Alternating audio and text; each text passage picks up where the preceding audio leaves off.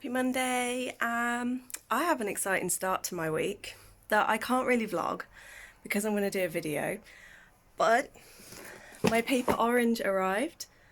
This is a complimentary box because I can finally announce that Paper Orange is the company that I made those 200 wax melts for. So in this box there is a wax melt that I made with my hands and left my shop, and I'm so excited.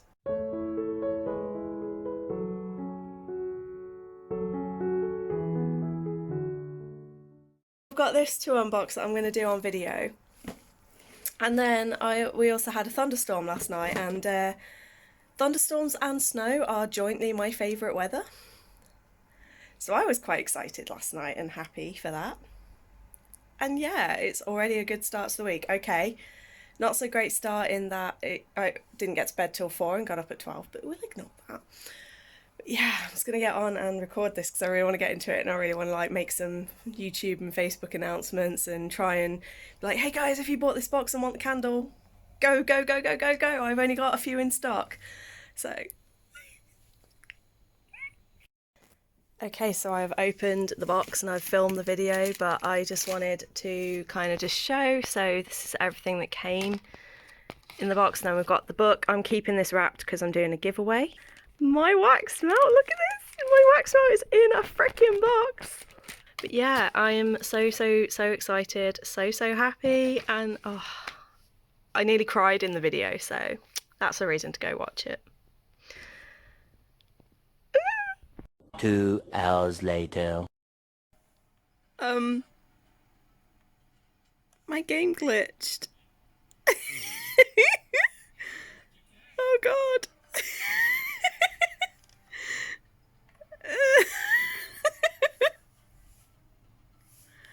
Whoops. Today's gonna get even better because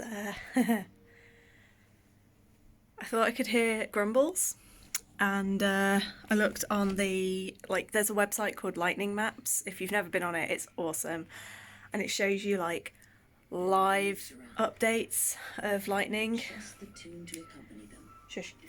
And I'll show you, and you can see I live right here, and it's showing that there's a lightning just there, and that ring is the thunder. And yep, I just heard a grumble in the air, and I've just gone outside because it's not directly overhead, it's relatively safe, and yeah, I can see flashes coming from Birmingham way. Well, more like Cannock, Wolverhampton, but yeah, according to this, yeah, we're pretty close, and yeah. I've got the feeling we're about to get hit.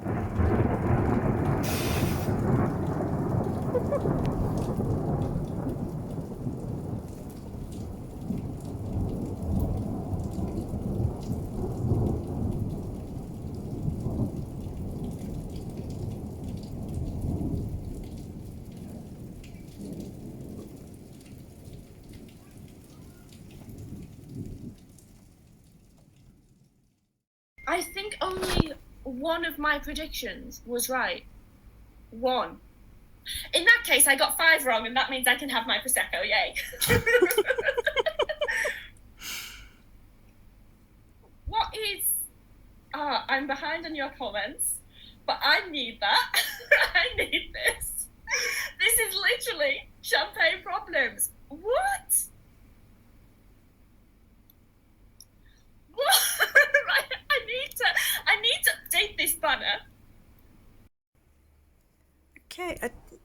not even that late. Why is it so dark? I think we're due another thunderstorm. So, today's update.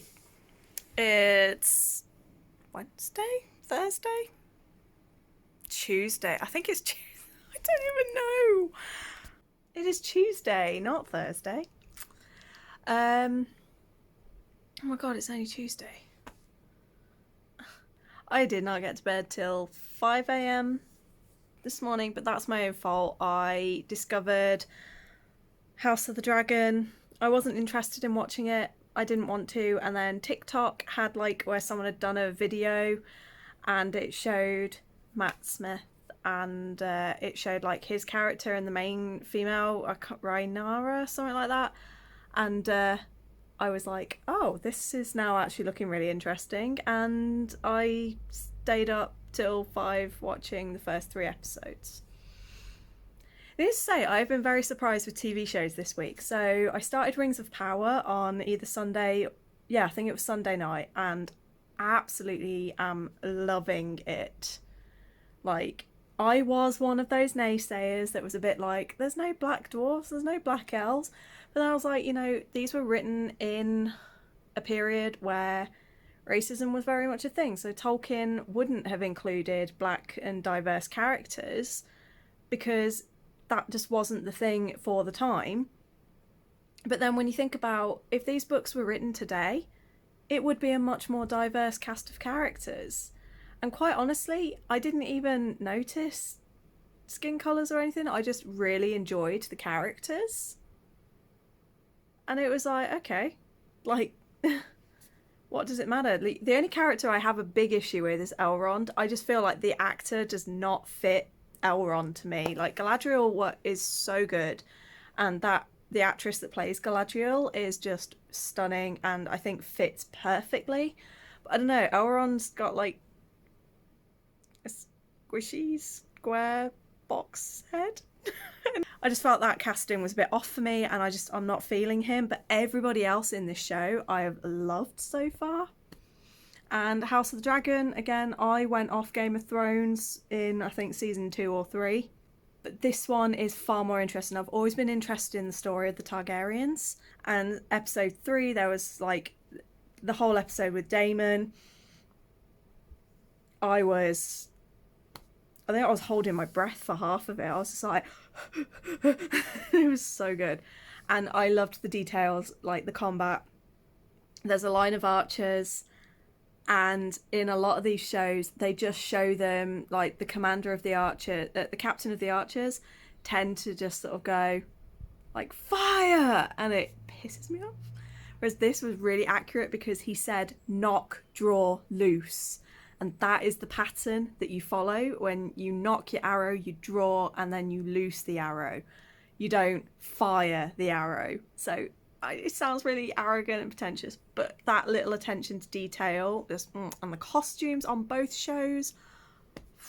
I've been blessed this week with 2 very beautiful shows that I wasn't planning on watching, and I'm so glad that I have. And then this evening, I've also been catching up on some booktube stuff today. I've been watching a lot of videos that I've had on backlog, and I've just been watching the Booker shortlist announcement with Shah. And it was quite funny because I don't care about the Booker Prize. I don't really plan on reading any of the books, although there are now 2 from the set that I am going to be watching. And there was a lot of uproar, both on the live chat of the Booker Prize itself and in Shah's chat. A lot of people are pissed off that Maps of Spectacular Bodies didn't make it. And I think it was like Treacle Walker did, and that seems to have annoyed a lot of people. And there's like one that's also a sequel, and people don't feel like that should have been in there because, you know, it should be either standalones or the first books. But yeah, it was quite entertaining, and as you saw from the clip just now, I'm not sure if I've done the clip before or after this, but yeah, Shah's reaction was to grab the Prosecco because it was that she needed a drink. But yeah, it's been quite a nice day. I really wanted to do some candles, but my head, for the first time in like 2 weeks, my head went really funny, and I've been in a really weird fuzzy stage, and when I'm like that it's bad for me to make candles because the smells and everything can trigger migraines. So if I'd have done it yesterday I'd have been fine, but I decided to hold it off until today and then suffered. I'm going to carry on this evening, keep watching some YouTube, and I have a bunch of tabs open and ready to go, and I'm also going to be playing some Genshin, shockingly. Yeah, anyway, speak soon, bye. Just going to jump right in with my first book. So the first book I finished in August is Foul Lady Fortune by Chloe Gong. This is an arc that comes out on the 27th of September. So this is a spin-off series to the original duology by Chloe Gong, which was These Violent Delights and Our Violent End. Listen, it's fall time. It's time to read all the spooky books, all the creepy horror books, all the mystery books, all the books. We're ready.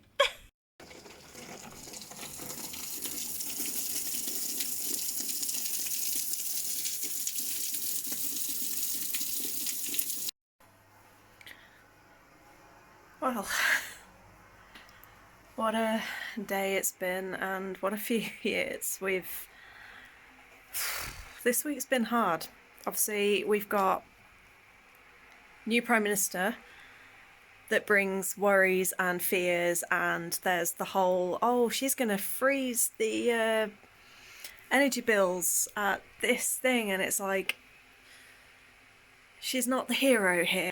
And then I saw the photos of the Queen, and at first I was like, well, she's an old lady, we expect her to not look great, she looks frail. But then when I looked a little bit closer with like my care work experience and where I worked on an end-of-life palliative care unit for about 6 months, I was like, there are signs. Alright, with the bruising on her hand and just certain things, I was like, how is this woman out of bed? So when we got the announcement this morning that she was on medical watch, I immediately knew what that meant. That's something we use in the care industry and in health and social care as a sort of, this person is dying and this is like end of life palliative measures. I had a sneaking suspicion that maybe she'd already passed, like through the night, and that announcement was being made just to, like, you know, tie us over. But then as soon as they started to announce that everyone was flooding to her, I turned around to my uncle and I went, she's either already gone or she's not making it through today, because there is no way that the entirety of the royal family would be basically dropping everything and hauling ass for no reason. And then obviously we got the news at 6, but we'd kind of had glimpses where like the news reporters had started to change into black clothing. So I think for once the news outlets actually were respectful. And I think they kind of already knew and had been told that the announcement was coming.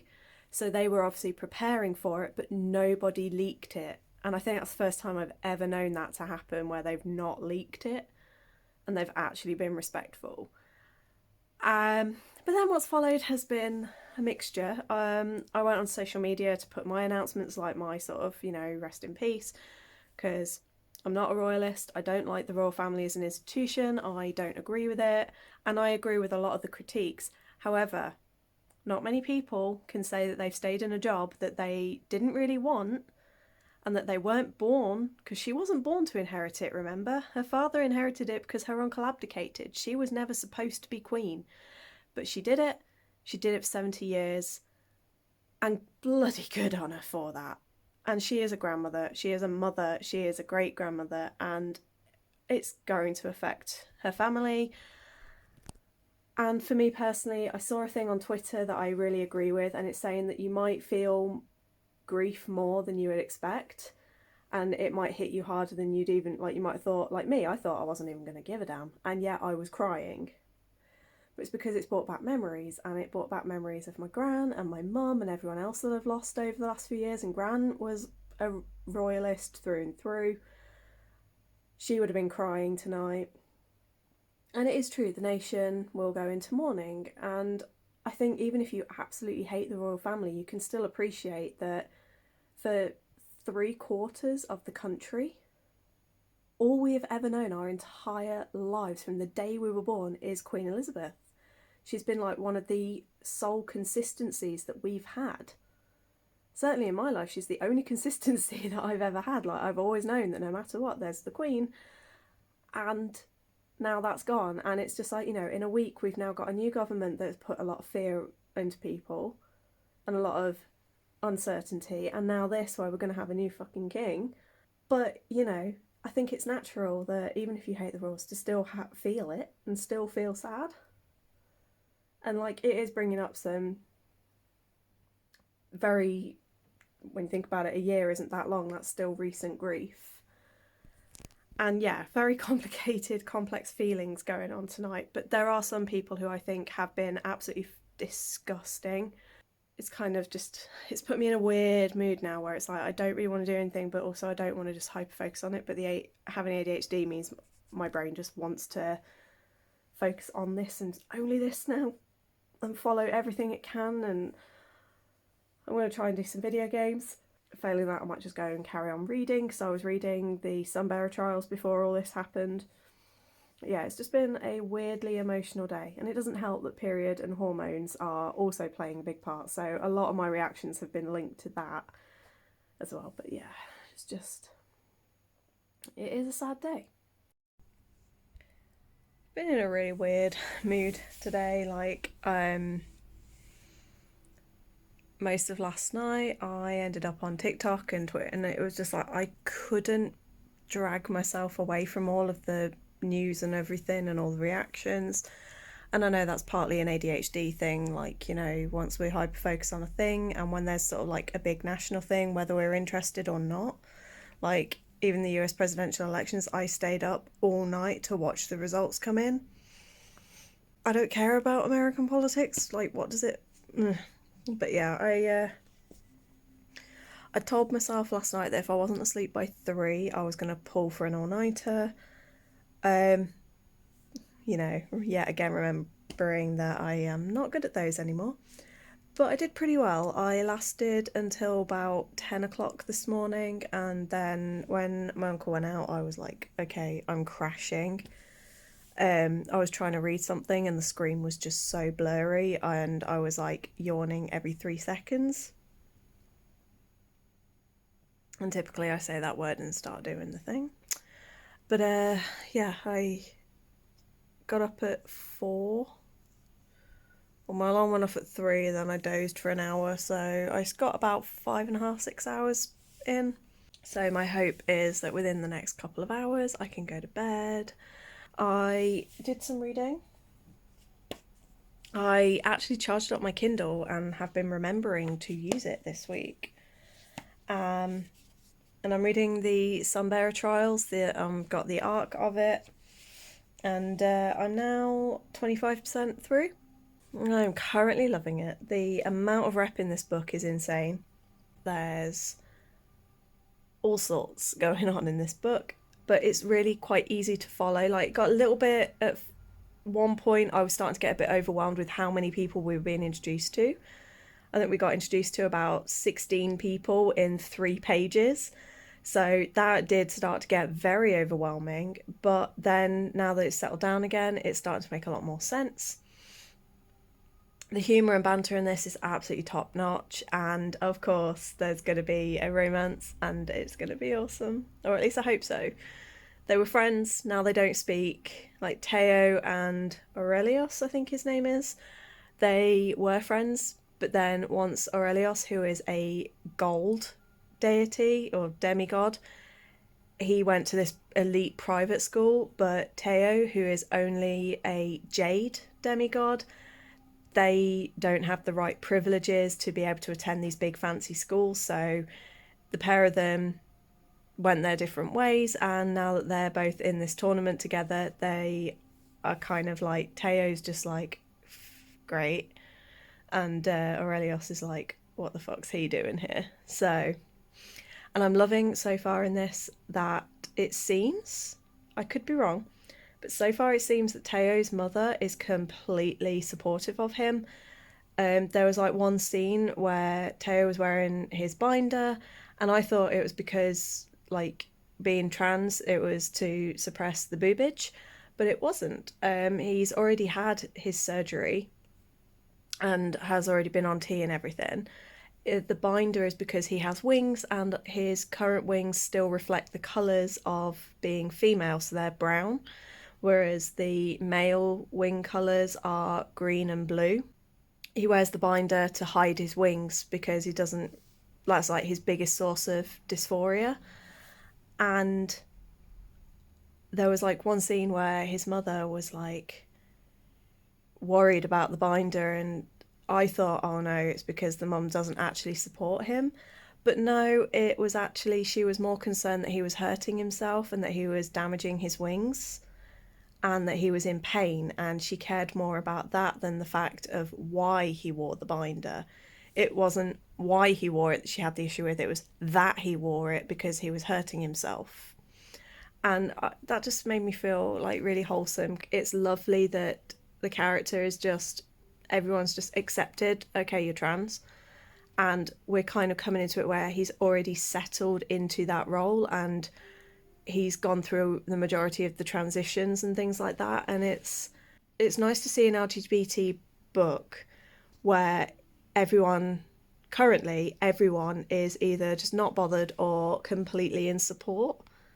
And so far, any conflicts have been completely unrelated to the fact that the character is trans, and it's refreshing. But yeah, I am thoroughly enjoying it at the moment, and it's even had me like playing Genshin less. So yeah. I've also started Marion Lane and the Midnight Murder. I am 11% through that. At the moment, I'm considering a DNF. It's just a little bit clunky, I think is a good word to use. Like, things don't entirely make sense. And it wasn't a very smooth transition the first few chapters. I don't feel things were explained in a very well way. And I don't know if this is going to be the sort of book that I want to read. So yeah, I don't know at the moment. That one I'm putting on the back burner, so I switched to Sunbearer, and I will just keep going backwards and forwards between the two. But yeah, I did just want to give a bit of an update on where I'm at mentally. Like, yesterday was a struggle because, you know, with the passing of the Queen, and the Queen reminded me of my gran, so I was grieving my gran. And then I watched Charles's speech. I'm not ready to call him King Charles. Ugh, that sounds wrong. Kudos, like, I wouldn't want to sit in front of a camera and record a speech about my mother to the world the day after she's died. I think he did his parents proud today, and I think he did his mother proud. I do feel for him because it's his mother. Not many people get to hold on to their parents for 70 years, and he did. So, you got to think about that, really. Anyway, on that depressing note, I'm going to go and do some more bits before I inevitably crash. So I just saw the Gothtober announcement, and every year they do stuff a little bit differently, and this year they've actually created an online game it's like a pick your own adventure game, and then at the end it gives you a list of prompts, and I think that's absolutely amazing. So I'm going to play it now, and I'm going to record the screen like on my computer. I'm probably going to do, there's 3 scenarios that you can pick from what I understand. Let me just check. Oh, this is cool. My plan is to go through each of them and see what the prompts are for each of my adventures, and then pick the prompt list that I feel is the one that connects the most with me and has the most books from my autumn TBR. I'm gonna do it. It's gonna be cool.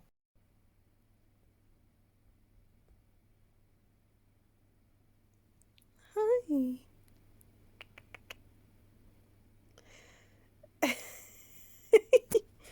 You really like stealing my blankets, don't you?